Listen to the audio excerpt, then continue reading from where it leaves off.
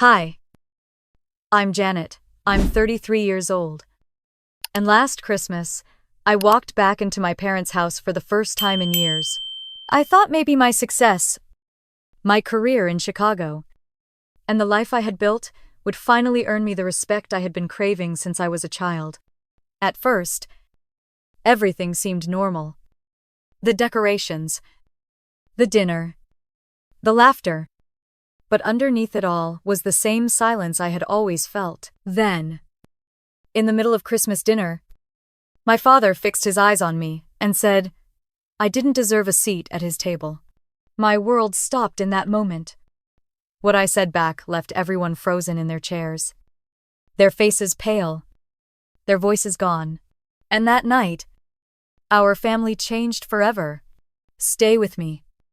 Because the truth behind what happened will make you question just how far pride, money, and silence can go before everything breaks. But before that night could unfold, before the glass in my hand and the silence that followed, you need to understand how I became the daughter who was always looking in from the outside, the one who never quite belonged. I was 33 years old when I finally admitted to myself that I had been the invisible child all along. Growing up in the Whitmore family in a small suburb outside Cleveland, I was the youngest of four. My oldest sister Sandra was the golden one, the perfect daughter who stayed close to home, married her high school sweetheart, and had 3 children before she turned 30. My middle sister Beverly became a nurse, always praised for her selflessness and sacrifice. My brother Ron, only 2 years older than me, was the baby boy in my father's eyes. The one who could do no wrong even when he stumbled. And then there was me, Janet, the daughter who dreamed too big. The one who was told again and again that I cared too little about family and too much about myself. My father Robert was the voice that shaped most of that belief. He was a man who valued tradition, loyalty, and obedience. In his eyes, being a good daughter meant living within 10 miles of home, being available whenever he called, and showing gratitude for his approval. He never understood me, the girl who read marketing books in high school, who stayed up late planning imaginary ad campaigns instead of helping with church bake sales.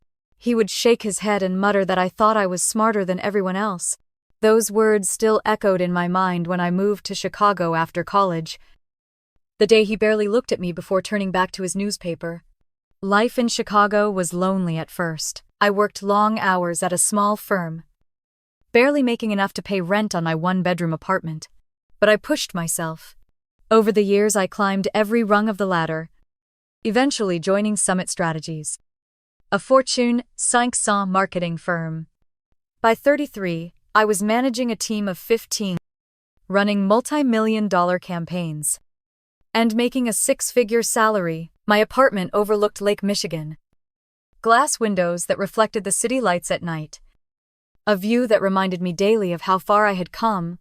Yet, despite the accomplishments, the promotions, the security, there was always a hollow ache. For 3 years, since Christmas of 2020, I had not gone home. At first I blamed work, the impossible deadlines, the travel. The truth was harder. Each call home felt like another reminder of how small I was in their eyes. My mother Evelyn would spend 20 minutes telling me about Sandra's kids, Beverly's night shifts, Ron's construction projects. If I mentioned a campaign I had worked on or a client I had landed, she would murmur that was nice, and then move on. With each call, my words mattered less. By the time I stopped answering altogether, no one seemed to notice. It was early December of 2024 when my phone lit up with my mother's number. For reasons I still cannot explain, I answered. Her voice was softer than I remembered. She told me she wanted everyone together this Christmas. She said the house had been decorated, the tree already standing in the living room, that Sandra's kids were asking about their Aunt Janet. She told me it would mean so much if I came. Something in me cracked. I wanted to believe her. I wanted to think that maybe they were ready to see me differently. Not as the selfish dreamer, but as the woman I had become. I told her yes. The moment I hung up, a wave of nervous energy rushed through me. For the first time in years, I had a chance to walk back into that house. Not as the overlooked child, but as someone who had built a life. I began planning.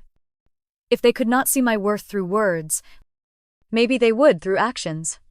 I went shopping with purpose. For my mother, I chose a new iPad with a leather case, imagining her smiling as she used it to FaceTime me, instead of waiting for me to call. For Sandra's kids, I picked out a gaming console, art supplies, and books that matched each of their personalities. For Beverly, who never took time for herself, I bought a spa weekend at a luxury resort. For Ron and his wife Megan, I chose an elegant set of stainless steel kitchen tools for their apartment. The receipts stacked up quickly. By the end, I had spent over $2,000. I told myself it was worth it. That each package was more than a gift. It was a statement. I rented a sleek black BMW. Something that would make a quiet but undeniable impression when I pulled into the driveway. I booked a first-class ticket from Chicago to Cleveland. For once, I wanted the journey itself to feel like success. The night before my flight, I sat in my apartment with bags lined up near the door. My best friend Lauren called. Her voice steady and warm. She had been with me through every rejection, every lonely holiday, every small victory. When I told her about the gifts, about the BMW, about the first-class seat, she hesitated. "Janet," she said, "I am glad you are proud. But remember, people do not change overnight. Do not expect them to become someone else because of what you bring." I laughed it off, trying to sound confident. But her words stayed with me. What if she was right? Still, as I looked at the pile of carefully wrapped boxes, I felt hoppsvelling inside me. I pictured my father's stern expression softening, my mother's eyes lighting with pride, my siblings finally looking at me as more than the one who left. I told myself this Christmas would be different.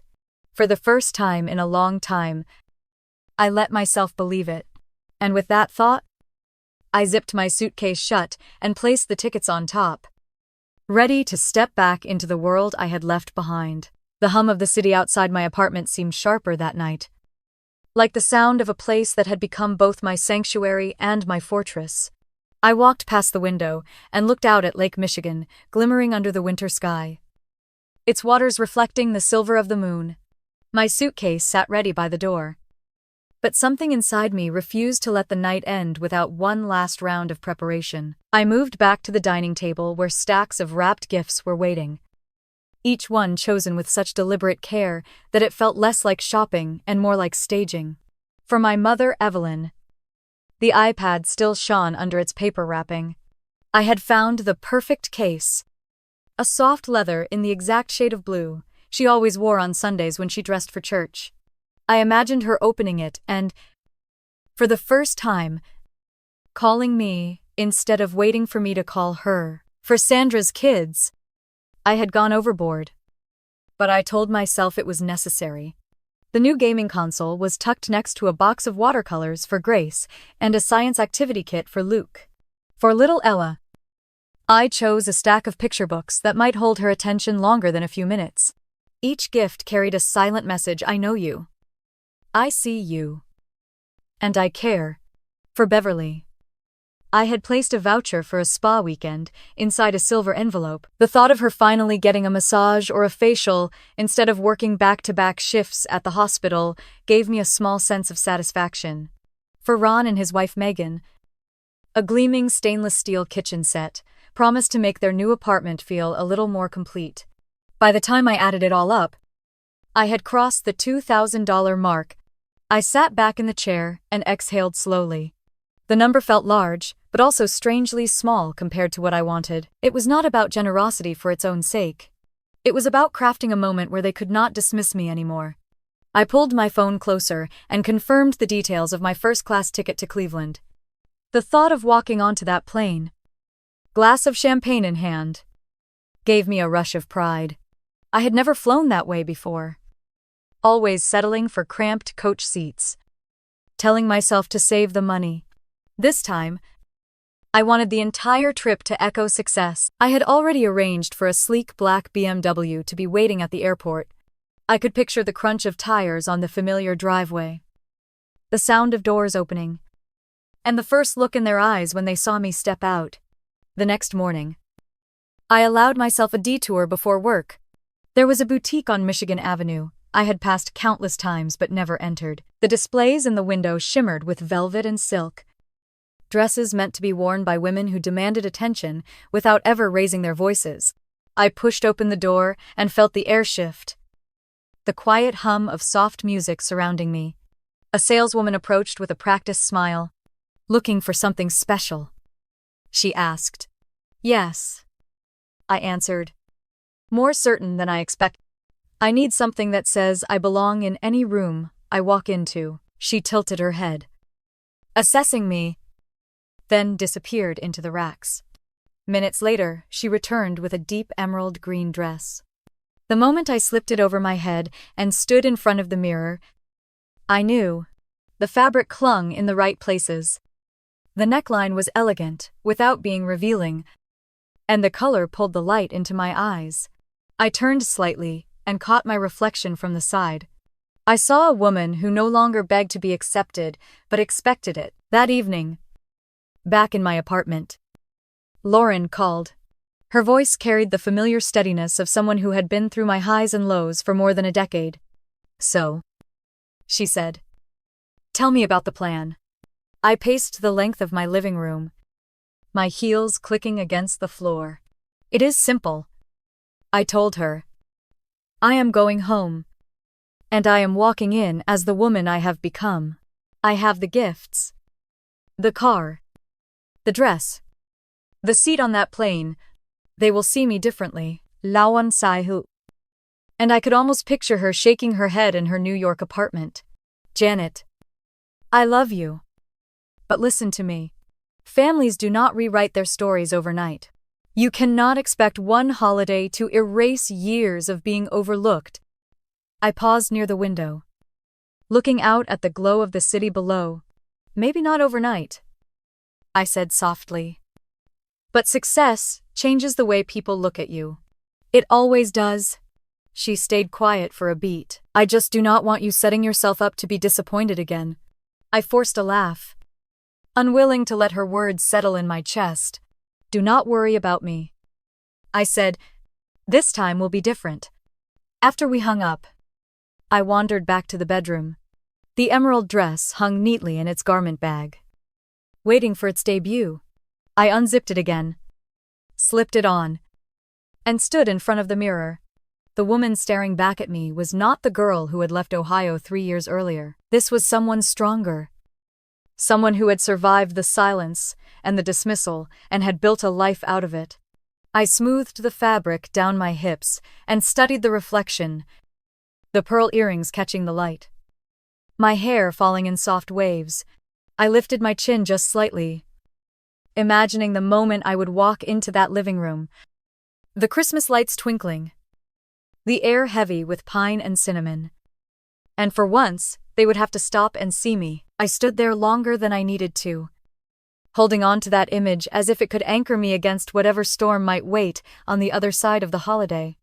In that quiet moment, with the city buzzing outside and the suitcase by the door, I let myself believe that the story I had carried for years could finally change, and as I turned off the lights and set the dress carefully aside, the thought of stepping back into that world filled me with both fear and anticipation. The kind that made sleep come late and the morning arrive too soon. The flight from Chicago was smooth, and by the time I landed in Cleveland, the sun was just beginning to dip low in the winter sky. I picked up the rental car, a black BMW that looked almost out of place in the modest airport lot, and slid behind the wheel. The leather felt cool beneath my hands. The engine hummed with a confidence that steadied my nerves.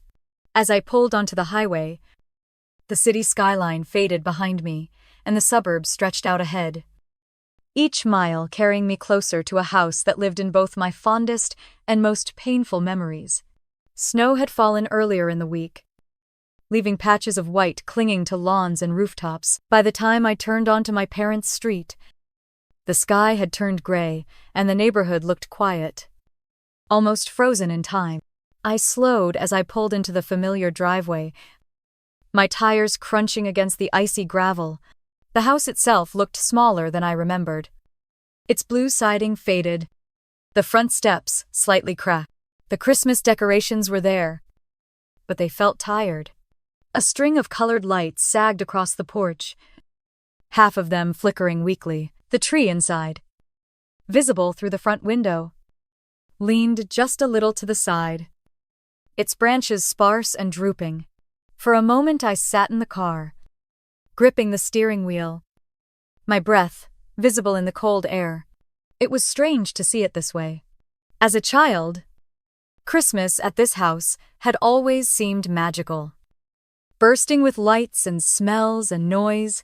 Now it looked like a faded photograph, the gloss worn off. I forced myself to gather my things, grabbed the carefully wrapped boxes from the back seat, and walked up the path. The door opened before I could knock. My mother Evelyn stood there, her cardigan buttoned wrong, her gray hair tied back loosely.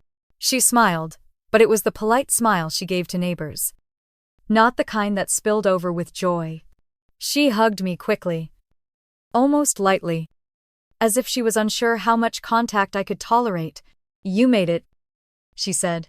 I nodded and stepped inside. The smell of pine mixed with something baking in the oven drifted through the air. My father Robert appeared in the hallway. His hair was thinner than the last time I saw him, his frame a little heavier, but the expression was the same. Stern, reserved. A man who saw the world in categories of duty and failure. His eyes swept over me, taking in my coat, my bags, the carefully styled hair, and he gave a curt nod. "You look professional," he said, as if it were an observation, not a compliment. Sandra arrived next, bustling through the door with her 3 children trailing behind her. Luke at 9 tried to act older than he was. Grace at 7 clutched a box wrapped in shiny paper, and little Ella at 5 cried because her mittens had fallen off. Sandra looked frazzled but put together in a way that said she was used to being the center of my mother's attention. "Janet," she exclaimed, rushing forward to hug me. "Look at you." The children stared up at me shyly. Luke gave me a firm handshake, like a miniature adult. Grace mumbled hello, and Ella refused to let go of Sandra's leg. A few minutes later, Beverly arrived, still in her nurse scrubs, her hair pulled back in a bun. "Sorry, I'm late," she said, hugging Mom first, then Sandra, then me. "You look great." "Janet, how was the flight?" "First class actually makes a difference," I replied before I could stop myself. The word slipped out like a brag, and Beverly raised an eyebrow, smiling faintly. "Fancy," she said, her tone light but edged with something I could not quite name. Ron and his wife Megan walked in last. Ron looked healthy, his cheeks flushed from the cold, and Megan gave me a shy smile as Ron pulled me into a bear hug. "My little sister," he said warmly. "Good to see you. Megan's sweet. You'll like her."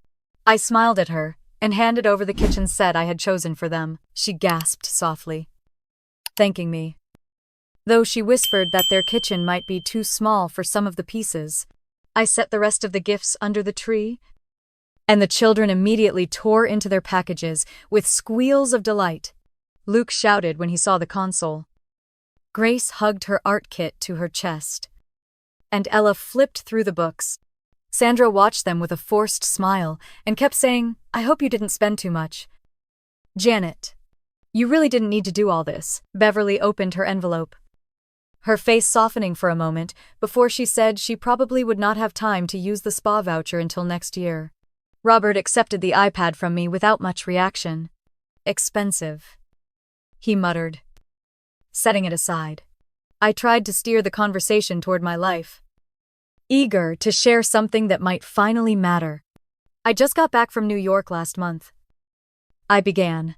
Our team won an award for the campaign we ran with a major automotive company. It's one of the biggest projects I've ever handled. We're expanding into Ohio next year, creating over 200 new jobs. For the first time, the room quieted and eyes turned to me. My chest lifted with hope, but before I could finish, my father shifted in his chair. "That's fine," he said firmly. "But remember, family is more important than work. Money and awards don't mean much if you forget where you came from." The silence that followed was heavy. Sandra smoothed Ella's hair and nodded in agreement. Beverly pulled out her phone. Ron cleared his throat. My mother began to ask Sandra about the school Christmas pageant. The moment dissolved as quickly as it had come. Like water slipping through my fingers, I sat back, the smile frozen on my face, my heart sinking as I realized nothing had changed, no matter how many titles I carried. No matter how many zeros filled my paycheck, to them I was still the girl who had left. The one who had dared to want more. And in that moment, surrounded by family chatter and the blinking lights of a tired Christmas tree, I felt the sting of understanding settle in. My success had not moved them at all. They still saw me the same way they always had. And the weight of that truth pressed harder than I was prepared for. The kitchen smelled of cloves and brown sugar as my mother basted the ham. Her sleeves rolled halfway up while steam rose from the oven. Beverly stood at the counter whisking a bowl of pudding, her scrubs still faintly smelling of antiseptic. Sandra moved in and out with the confidence of someone who had rehearsed this routine for years. Carrying serving dishes, checking on the eggnog chilling in the fridge, barking gentle orders at her children who darted through the room like restless sparrows. I stepped closer, eager to help, reaching for the cutting board where carrots waited to be sliced. My mother's hand shot out to stop me. "Not that knife." "Janet," she said, a polite smile masking her irritation. "You don't know how I like things done." Sandra chimed in without looking up from the gravy she was stirring. "We have a system going. It will just slow things down if you jump in." The words burned, though they were delivered casually. I let the knife rest on the counter and stepped back, folding my arms. I wanted to say that I had cooked entire holiday meals in my Chicago apartment, that I had hosted clients and friends with spreads that would rival any catered event, but in that kitchen, in my childhood home, none of it mattered. My experience disappeared in the shadow of their certainty that I did not belong. The conversation flowed without me, as they shared inside jokes and talked about past Christmas dinners. I lingered near the doorway, forcing a smile when someone glanced my way. But the distance between us felt like a wall. Ron appeared briefly with Megan, offering to set the drinks. And even his small contribution seemed welcomed. Mine had not been. As the table was prepared, I followed the sounds of clattering dishes into the dining room. The long oak table, worn smooth by decades of family meals, stretched across the room under a lace cloth my mother had used every holiday since I could remember. The plates were mismatched, some from old sets, some chipped, but carefully laid out with silverware and folded napkins. I counted as Beverly placed each setting. 1, 2, 3, 4, 5, 6, 7, 8. I froze. There were 9 of us. I glanced toward the tree where Sandra's kids sat on the rug with toys, their laughter bubbling over. My heart thudded as realization sank in. Beverly adjusted a fork and brushed past me. I forced myself to ask lightly, "Did you miss a spot?" "There are 9 of us." She looked down at the table, counted again, then shrugged. "Oh. The kids will eat in the living room. That leaves 8 here." My chest tightened. 8 at the table, 9 in the family. One of us didn't belong. Sandra walked in carrying a bowl of green beans. Without missing a beat, she said, "Janet, you can grab the kitchen chair. It's fine for one night." The kitchen chair, the small wooden stool with one leg shorter than the rest, the one we used as children to reach the counter when we wanted to sneak cookies. It barely rose to the table's edge. I opened my mouth, then closed it again, feeling the heat crawl up my neck. I fetched the stool, my footsteps heavy. The scrape of its legs against the hardwood floor echoed louder than it should have as I wedged it between Sandra and Beverly's places. I sat down, my knees bending awkwardly, my chin a little lower than everyone else's. The symbolism was undeniable. I was literally beneath them. Dinner was served with the usual bustle. Platters passed back and forth, steam rising from mashed potatoes. The glossy surface of ham sliced thickly onto plates. My father took the head of the table, lifting his glass of eggnog to start a blessing. His deep voice filled the room with authority as he gave thanks for family, for tradition, for the strength of roots that held us together. I bowed my head with the rest. But the words struck differently. Roots were supposed to anchor, not strangle.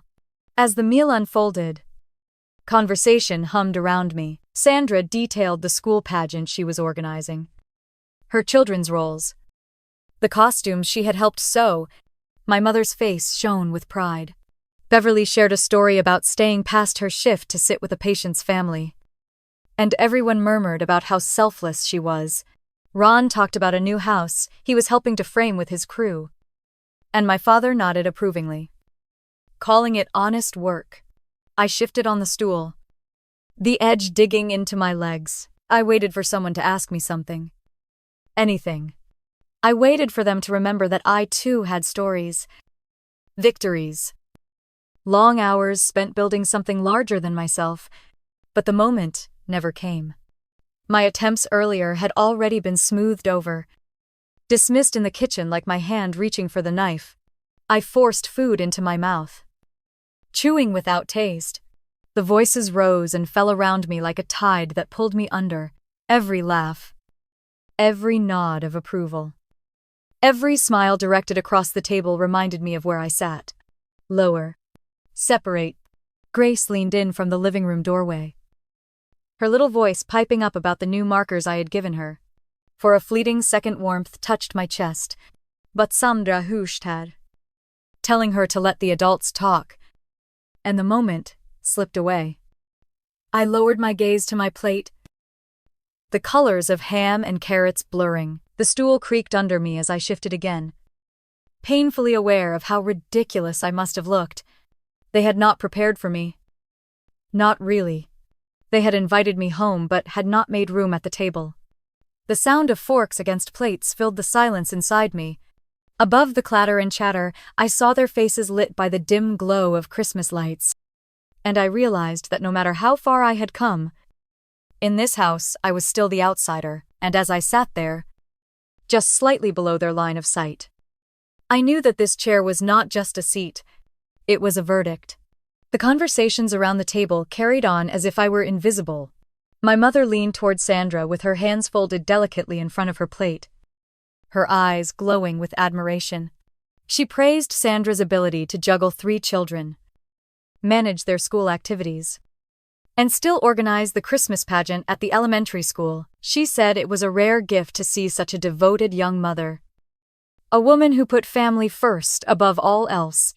Sandra's cheeks flushed with pride as she glanced around the table, waiting for her siblings to join in the admiration.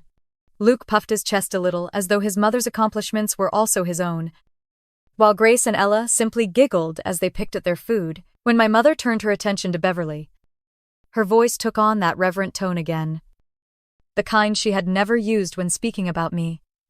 She told the table how Beverly had stayed past her shift 2 nights earlier, sitting with a patient's family in their darkest hour.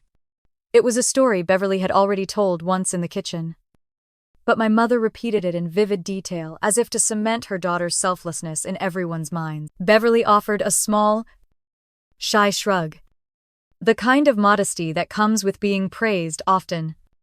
Though I could see the faint smile tugging at the corners of her lips, Ron cleared his throat next, eager to add something of his own. He described the progress his construction crew had made on a new house in the neighboring town.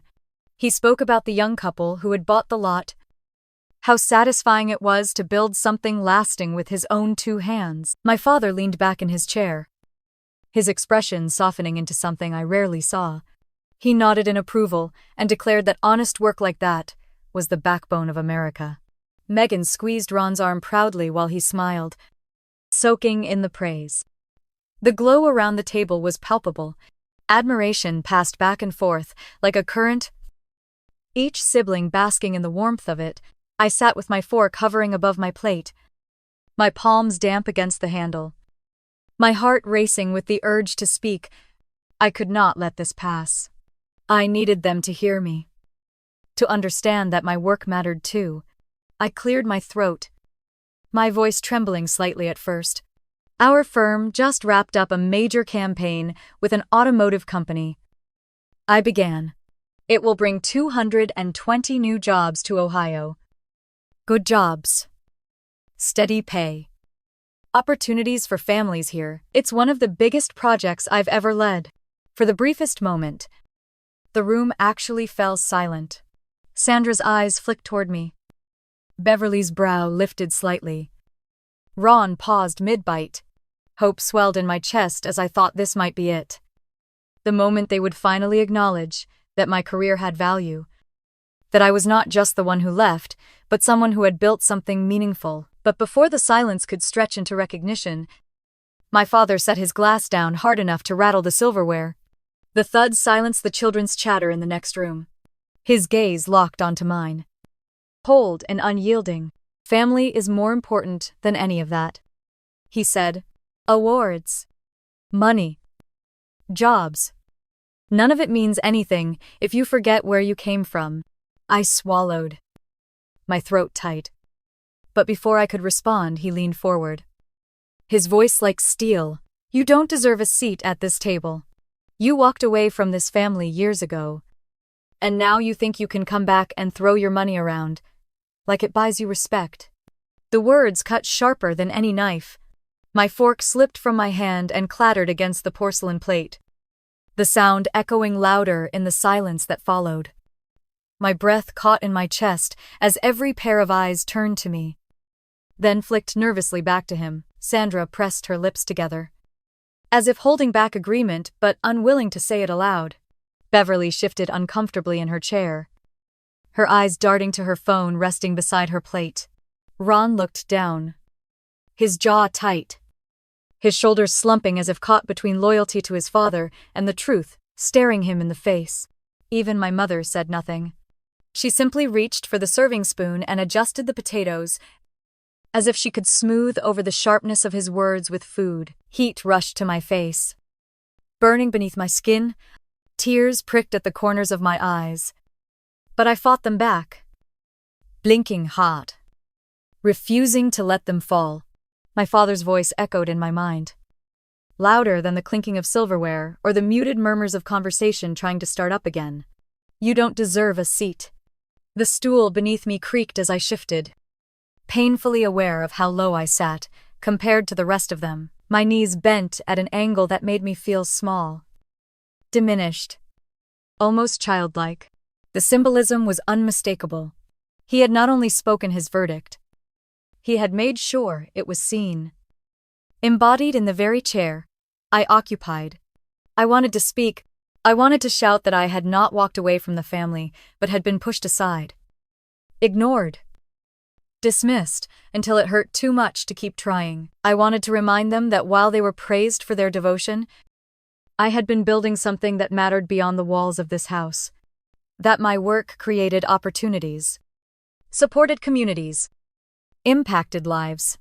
But my voice caught in my throat, strangled by the weight of their silence. The chatter resumed around me, forced and awkward. But no one looked directly at me. Sandra asked Beverly another question about the hospital. Beverly nodded and shared a detail. Ron took a bite of ham and muttered about lumber prices. My mother passed the rolls, her eyes sliding past me as if she could pretend the words had never been said. I sat frozen, my hands clenched tightly in my lap, the sound of my father's condemnation reverberating inside me like a drumbeat. Each second that passed pressed harder on my chest, until all I could hear was the thud of my own heart and the echo of the sentence he had delivered in front of everyone.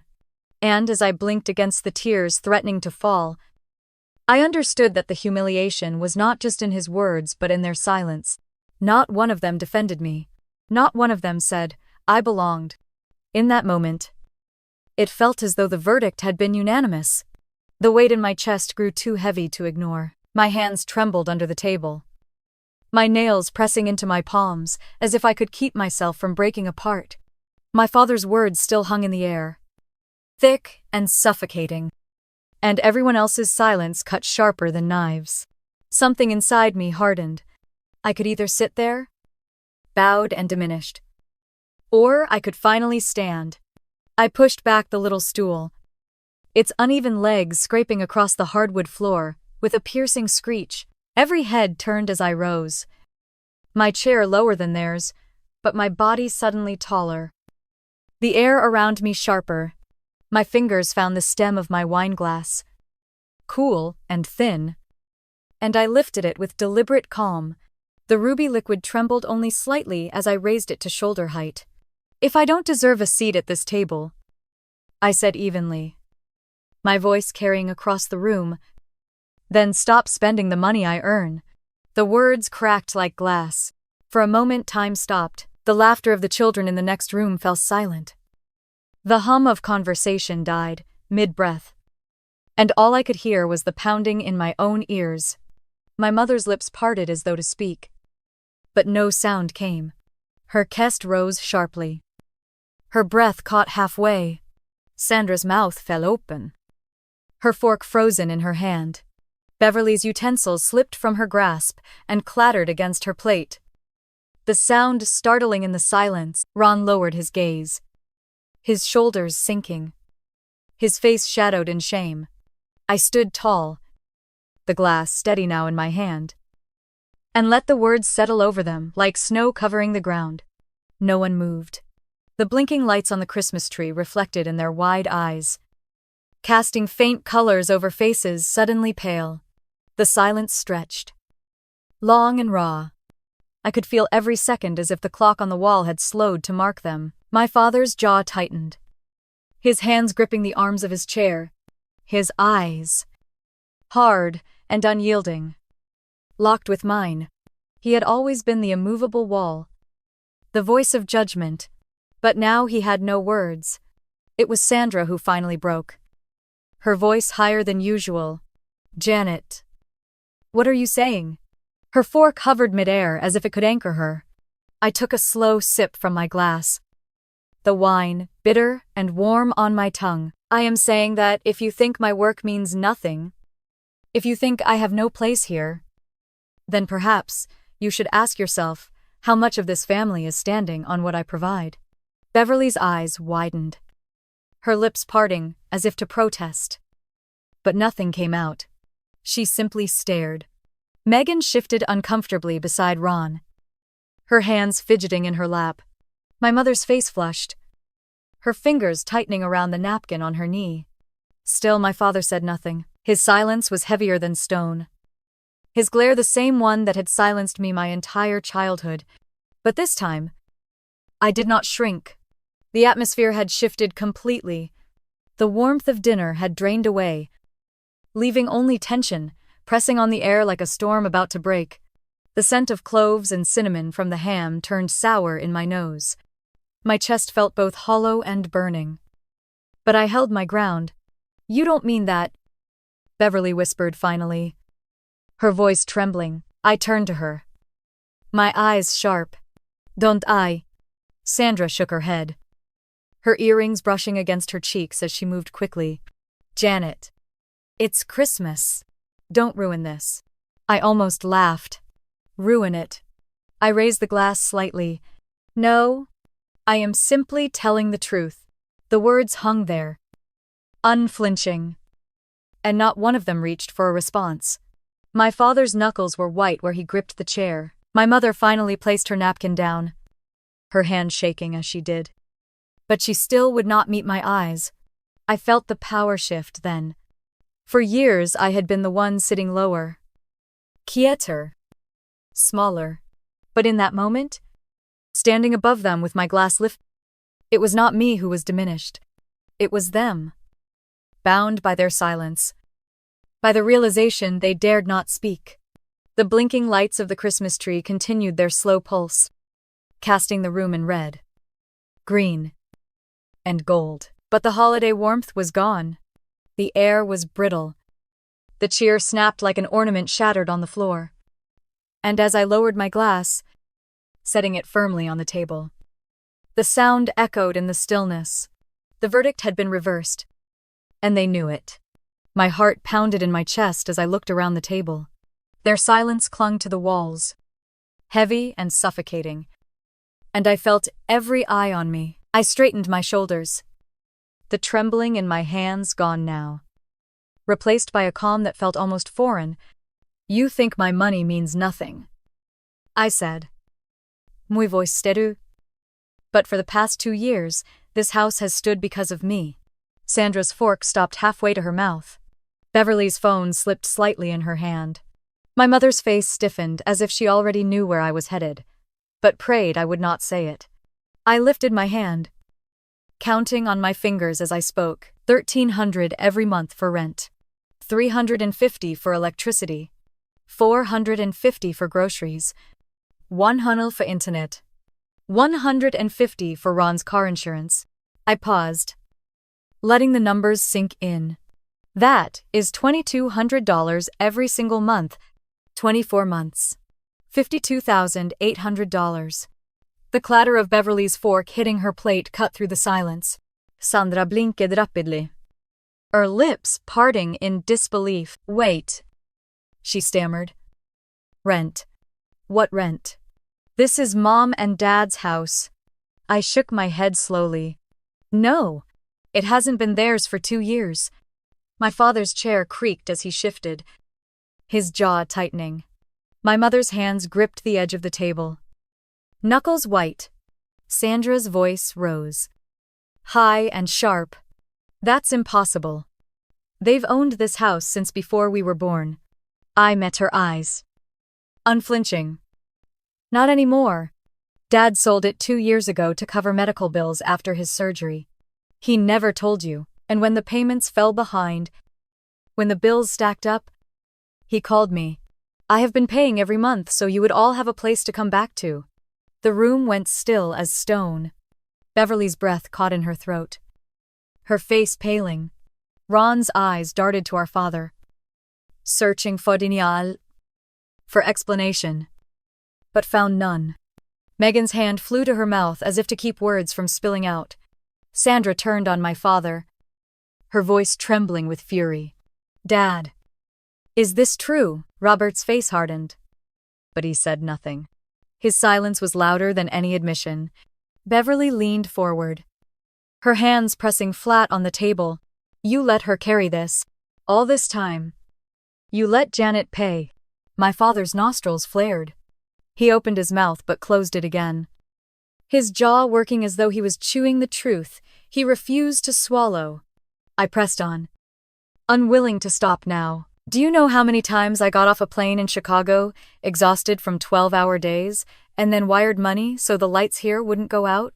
Do you know how many times I skipped things I wanted so that you, Dad, could keep the illusion of control, so you could sit at the head of this table and act like nothing had changed?" My father slammed his palm against the arm of his chair. "That's enough." "No," I said, my voice rising for the first time.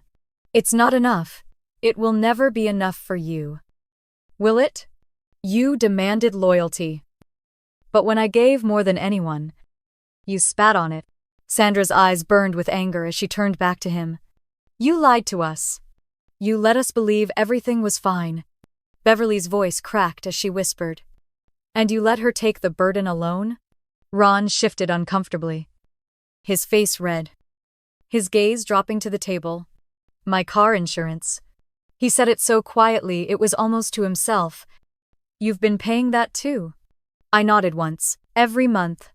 He slumped back, shame etched across his face. The sound of the clock ticking in the kitchen filled the silence that followed.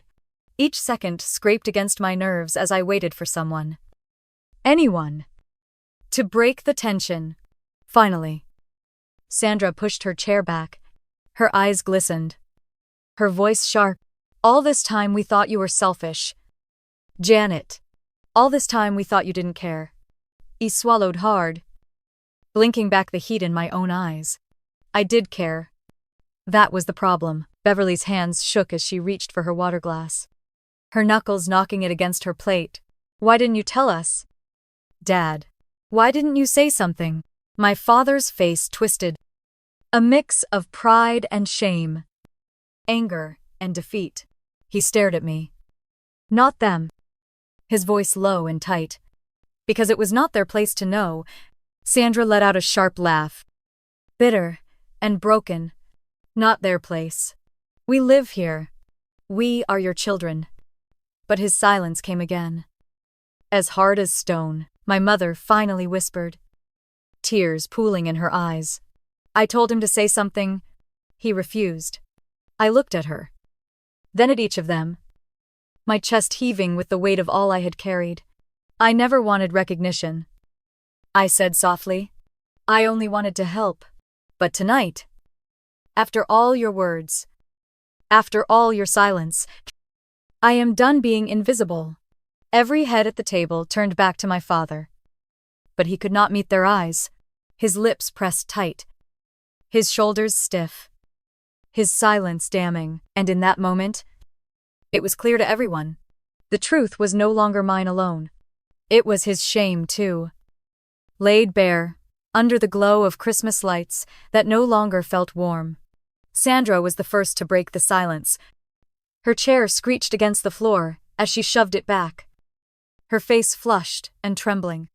Dad, you lied to all of us, she shouted. Her voice sharp enough to make even the children in the next room quiet down. You let us believe this was still our home. That everything was fine? While Janet has been the one keeping the lights on, Beverly's hands trembled as she pressed them flat against the table. Her lips parted, her breath shaky, and she whispered, I feel sick. You let me come here after 12-hour shifts, carrying groceries and cooking meals.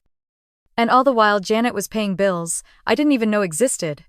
How could you not tell us? Ron shifted in his chair, his face turning a deep shade of red. His eyes darted to me. Then to our father. My car insurance, he said quietly, his voice filled with disbelief. You've been paying that too. I nodded slowly, my throat tight. Every month. Ron. He slumped back in his chair, shame burning across his cheeks. He rubbed his hands over his face and muttered, God. I didn't even know. My father's voice rose suddenly, louder than the others, his pride refusing to crack. Enough. I am the one who makes decisions in this house. Your sister only helped because I allowed it. She was not saving us. She was assisting me. His words hit like a slap. I stood there, my breath catching, my body shaking from the storm inside me. My voice cracked as the tears I had been holding back finally spilled over. I saved this family. I cried, my chest heaving. I gave and gave until I thought I had nothing left. And you still made me feel like an outsider. Sandra turned toward him again, her finger stabbing the air in his direction. You let your pride destroy everything. You couldn't stand the thought of admitting you needed help. So you let her carry the weight in secret. Beverly's voice rose next, angrier than I had ever heard it. And you let us believe she was selfish, that she abandoned us for money and success. All the while she was the one paying for this roof over our heads. That isn't just pride, Dad. That's betrayal. Ron slammed his hand against the table, rattling the silverware. I should have known something was wrong. I should have asked more questions. But no. I just assumed Janet had turned her back on us. He looked at me then, guilt thick in his eyes. I'm sorry, Janet. I shook my head, the tears hot on my face. Sorry doesn't change the years I spent begging for your approval. Sorry doesn't give me back the nights I worked until midnight just so you wouldn't lose this house. Megan, quiet until now, spoke softly but firmly. This isn't right. Janet deserves better than this. The room erupted all at once, voices colliding in anger and shame. Sandra shouted that she had been made a fool of. Beverly cried that she had been robbed of the truth. Ron cursed himself for not realizing sooner. My mother sat pale and silent, her eyes fixed on her plate, tears streaking her cheeks. My father pounded his fist against the table, the ham platter shaking with the force. Enough, he bellowed. I am still the head of this family. No one stopped this time. Sandra snapped back that respect had to be earned.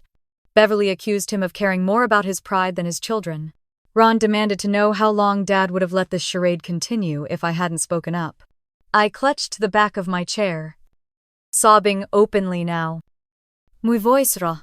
I sacrificed everything to hold this family together.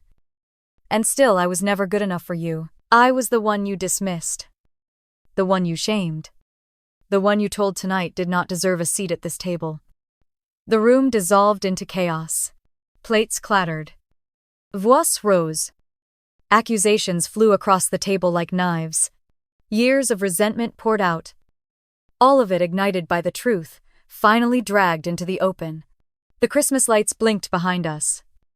A cruel reminder of the holiday, meant to bring us together, now casting shadows over a family splintering before my eyes. And as I stood in the middle of it, tears streaming down my face, I realized there was no undoing what had been said.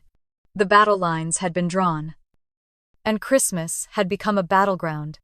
I pushed back from the table, the stools scraping across the floor, with a sound that cut through their shouting. My tears blurred the faces around me, but my voice came out clear, sharp enough to silence them. I am done. No more rent. No more electricity. No more groceries. No more insurance. Starting tonight, every single payment stops. You can figure it out yourselves. The room froze. Sandra's mouth opened as if to argue. Beverly shook her head in disbelief. Ron lowered his eyes again, and my father sat rigid, his jaw clenched, refusing to speak. My mother's trembling hand reached for mine, but I stepped back before she could touch me. I walked to the hallway, my heels clicking against the floorboards that suddenly felt foreign beneath me. The glow of the Christmas lights seemed to mock me now, each blink a reminder of the illusion I had kept alive. I grabbed my coat from the hook, slung my purse over my shoulder, and stepped outside into the biting winter air. The cold hit me hard, but it was grounding. I marched down the walkway, past the sagging lights and the cracked steps, and slid into the BMW, waiting in the driveway. My hands shook as I gripped the wheel, my breath coming fast and shallow. For a moment I sat frozen, staring at the house I had fought so hard to protect. The windows glowed warmly against the snow, but inside was nothing but chaos and resentment. With a trembling exhale, I started the engine. The sound rumbled through the still night, and I pulled out, the tires crunching against ice and gravel. My chest tightened as the house grew smaller in the rearview mirror until it disappeared entirely into the darkness. The drive into downtown Cleveland felt both endless and fleeting. My mind replayed every word, every glance, every dismissal. My father's voice declaring I did not deserve a seat. My mother's silence. The shock on my siblings' faces when the truth finally spilled. My hands were still shaking when I pulled up to the Marriott, the valet stepping quickly into the cold to take the car. Inside, the lobby glowed with gold and white decorations, polished marble floors reflecting the soft twinkle of garlands and wreaths. The warmth enveloped me as I checked in, giving my name, forcing my voice steady, though my body still trembled. By the time I unlocked the door to my room, the weight of it all hit me again. The room was spacious, elegant, with floor-to-ceiling windows overlooking the city skyline. The lights of Cleveland sparkled like jewels against the black winter sky. I closed the door behind me and pressed my back against it, sliding down until I sat on the carpet, my face buried in my hands. For a few minutes I let myself cry freely, the sobs shaking me until there was nothing left but exhaustion. Then, wiping my cheeks, I pulled myself together. I had to follow through. I reached for my phone and scrolled through contacts until I found the number I needed. David Harper. My attorney in Chicago. The one who handled all my financial contracts. He answered on the second ring. His voice calm and professional, even at the late hour. Janet. Everything all right? No, I said. My voice raw. I need you to cancel every automatic payment linked to my family. Effective immediately. Rent. Utilities. Insurance. All of it. He paused, perhaps surprised by the urgency in my tone, but then replied firmly. Understood.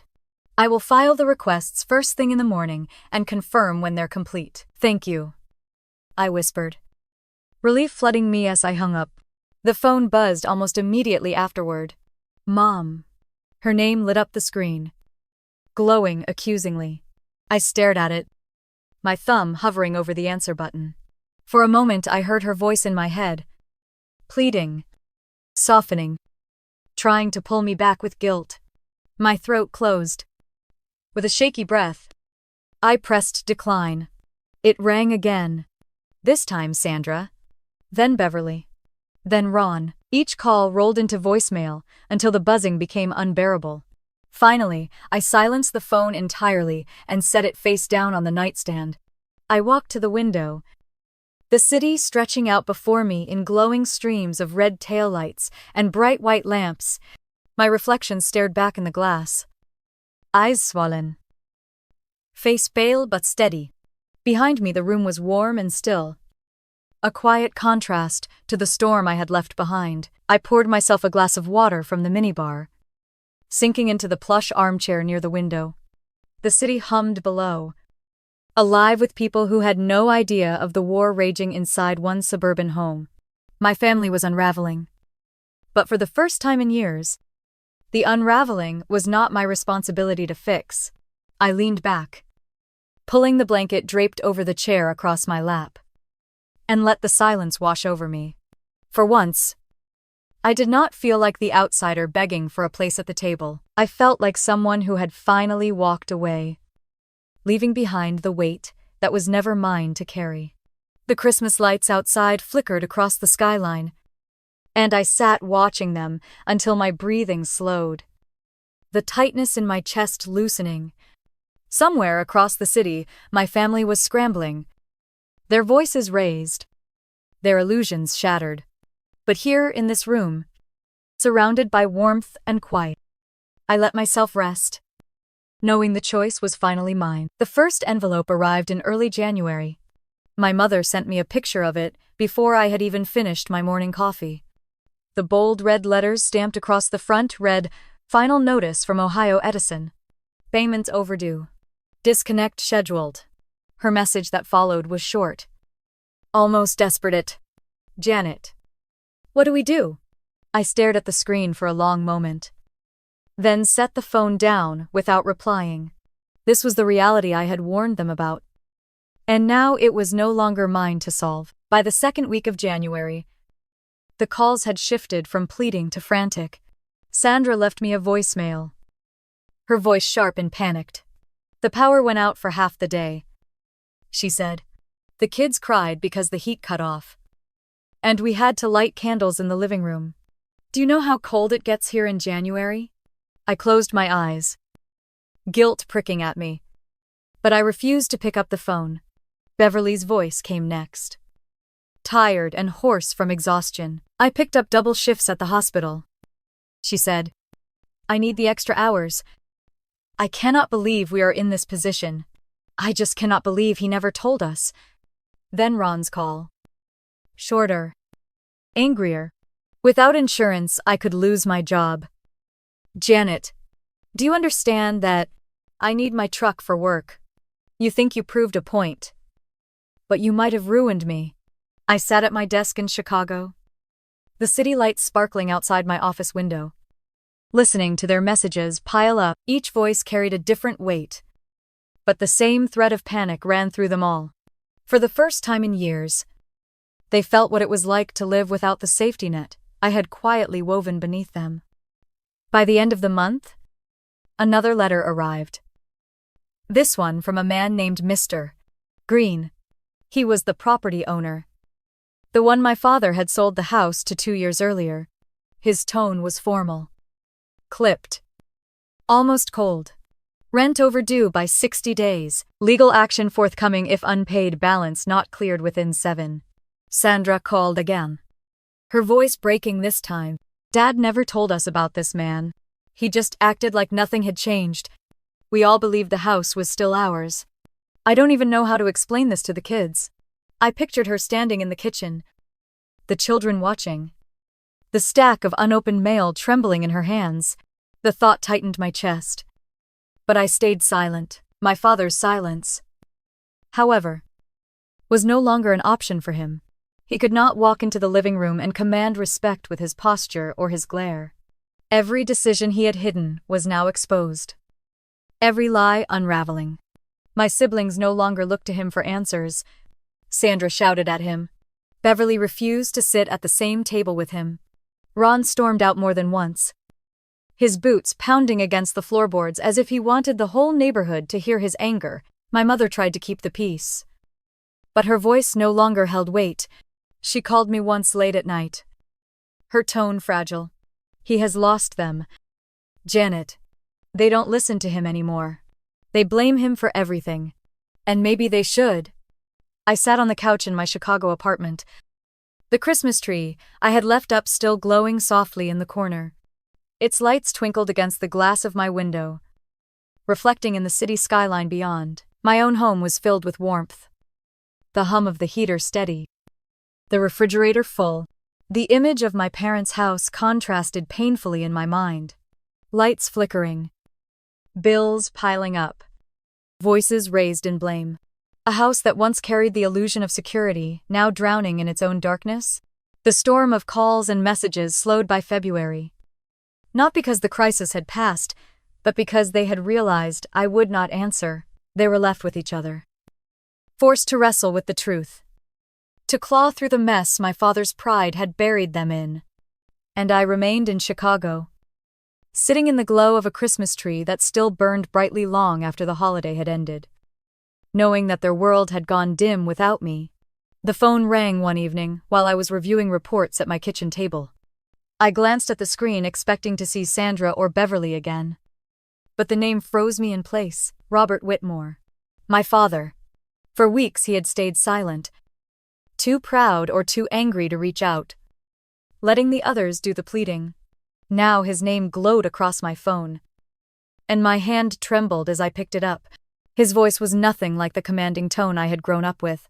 It cracked at the edges, low and unsteady. Janet. It's me. I listened without answering. My breath tight in my chest. He went on, each word dragging heavy. I was wrong. I let my pride blind me. I thought I could carry the image of strength, of being the provider. But I was drowning. I should have told you. I should have told all of them. He paused. The silence filled with the sound of his uneven breathing. I need to say I'm sorry. I know I cannot undo what I said at that table, but I am asking. Not as the father who failed you, but as a man who has nothing left to hide. Will you give us a chance to fix this? I closed my eyes, the sting of his words still echoing from Christmas night, the humiliation still raw. Part of me wanted to hang up, to let him feel the silence I had lived with for years. But another part of me, the part that had always longed for his acknowledgement, kept me rooted. I will listen, I finally said, my voice measured. But this time it will not be on your terms. He agreed quickly. Almost too quickly. Relief breaking through his tone. David Harper's office. He said, your lawyer. Neutral ground. We will all be there. A week later, I walked into David's downtown office. The familiar smell of polished wood and paper filling the air. The conference room was wide, with tall windows overlooking the frozen river. The city dusted in snow below. My father sat at the far end of the table, smaller than I had ever seen him. His shoulders rounded, his hands folded tightly in front of him. My mother sat beside him, her eyes red, her hand resting over his as though steadying him. Sandra sat stiff in her chair, her jaw tight, arms crossed. Beverly looked exhausted, her scrubs wrinkled. A coffee clutched like a lifeline. Ron shifted uncomfortably beside Megan, his eyes flicking between me and our father. David entered last, carrying a neat folder, his calm voice breaking the silence. "Thank you all for coming." He took his seat at the head of the table and opened the folder. "We are here to discuss a plan moving forward. As it stands, Janet has carried an extraordinary financial burden for this family. That cannot continue." He slid a sheet of paper across the table. "This agreement outlines a contribution plan. Each of you will commit to a share of the monthly expenses. The amounts are based on your current incomes. It is designed to be fair, to distribute the responsibility equally." Sandra reached for the paper first, her eyes scanning quickly before narrowing. "This is more than I can handle." David's voice remained calm. "It is proportionate to your income. You will not be asked to pay more than you are able." Beverly leaned over to look, her hand trembling slightly. "I can pick up more shifts. It will be hard, but I will manage." Ron's face burned red as he read his portion. "I should have been covering my insurance from the start," he muttered, his voice low. "I will handle it." All eyes turned toward my father, but he stared at the table, silent. "That is where I stepped in. I will not carry this alone anymore," I said firmly. "I will help if I choose, not because I am expected to. And let me make something clear. If any of you dismiss me again, if I am treated as less than part of this family one more time, I am gone for good. No calls, no payments, no second chances." The room went still. My words hung heavy. Undeniable. My father finally lifted his eyes. "Metmine," for the first time. I saw no anger there, no wall of judgment, only defeat and a glimmer of remorse. "You are right," he said, his voice breaking. "If there is to be a family left, it will only be because of you." Sandra shifted in her chair, her lips pressed tight. But she did not argue. Beverly nodded faintly, her eyes glossy. Ron leaned forward, his hands folded, his voice soft. "We will do better." David closed the folder and folded his hands. "Then it is agreed. Each of you will sign. The responsibility will be shared." I looked around the table, at the faces that had once judged me, dismissed me, silenced me. Now they were humbled, confronted with the truth. My father, once unshakable, now bowed by his own pride. My mother, once complicit in her silence, now weeping softly. My siblings, once so quick to call me selfish, now forced to admit their dependence. It was not peace. Not yet. But it was clarity. And clarity was something I had fought for my whole life. I placed my hand on the table, my nails clicking softly against the polished wood. "This is your chance.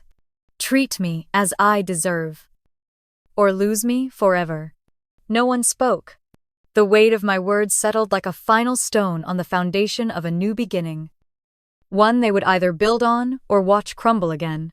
The year passed slower than I expected, marked by smaller calls, occasional family meetings, and long stretches of silence where I wondered if the cracks could ever truly be repaired. By autumn, the conversations had softened, less about blame and more about responsibility. I did not forget the sting of that Christmas night, but I watched as each of them made small changes. Sandra picked up a part-time job at the school to ease the bills. Beverly cut back on overtime, balancing her schedule without expecting me to fill the gaps. Ron kept his insurance current, his pride shaken but steadier. Even my mother called more often, not to complain, but to ask about my life, my work, my happiness. And my father, the one who had always towered above us, seemed smaller in every call. Humbled but more human. When December came again, I hesitated before saying yes to another holiday at the house. The memory of that stool and his voice telling me I did not deserve a seat was still raw. But when my mother called and said simply, "Janet, we would like you home for Christmas. There will be a place for you," I felt something in me give way. The drive into town was quiet, the snow falling in soft sheets against the windshield. As I turned down the familiar street, I saw the house outlined in lights brighter than I remembered. A new wreath hung on the door. And through the window, I saw the glow of a tree standing tall and full. Not leaning or tired like the year before, my father opened the door before I reached it. His hair was grayer, his face more lined, but his eyes held something different. He stepped aside without a word and let me in. The warmth of the living room wrapped around me. Sandra's kids raced past with their new toys. Beverly hugged me tightly, and Ron gave me a quiet nod of acknowledgement. When we moved to the dining room, my breath caught. The table was set with care, every place marked, and this time there was no missing chair. At my father's right hand, where no one had ever sat before, was a seat waiting for me, a real chair, sturdy and high-backed, not a stool from the kitchen. My name was written neatly on the card at the setting. We ate in a quieter rhythm than in years past. The air less sharp. The conversations more careful but sincere. Sandra talked about her work at the school. Beverly shared a story about a patient's recovery. And Ron described a new construction site. Each time, they paused to ask about me. And each time I answered, without the weight of needing to prove myself. When the plates were cleared, my father lifted his glass. His voice shook slightly, but the room fell silent as he spoke. "Janet, you saved this family, not just with your money, but with your courage to stand up when we all failed you. You taught me what respect means. For that, I thank you." The words struck deeper than I expected. I felt the sting of tears in my eyes but steadied myself. Breathing through the swell of emotion, for the first time, I was not the outsider trying to earn a place. I was simply there. Recognized. Respected. Finally, part of the circle. I raised my glass slowly. My hand steady this time. "Respect is not something you buy," I said softly. "It is something you demand when you know your worth."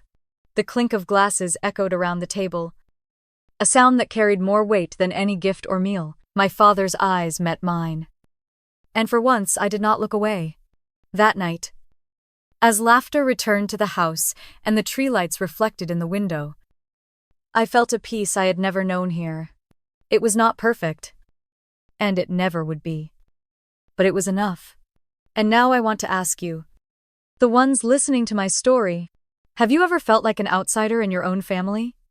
Sitting at a table where your presence was questioned or dismissed, have you ever reached a point where you had to stand up and say enough? Share your story in the comments, because you are not alone.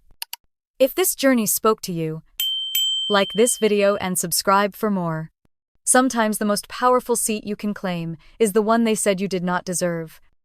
And once you take it, no one can take it away again.